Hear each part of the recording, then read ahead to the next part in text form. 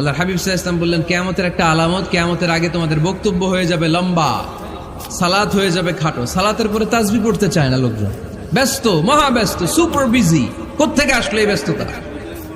আপনি রবের সাথে মুনাজাত, না যাই ইউনাজি মুনাজাত, আপনার রবের সাথে একাকী নীরবে কথা বলতে মনে চায় না আপনার? তা তো তাড়াহুড়ো কিসে?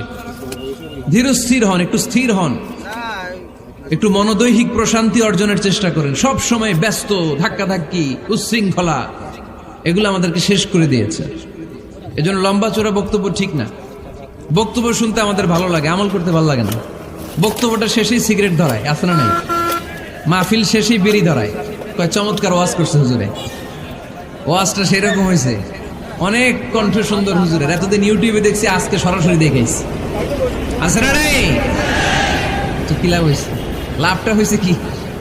এই যে মাহফিল শেষে বিড়িটা ধরাইলেন আর গেলেন, কোনো লাভ হয়নি। এগুলো থেকে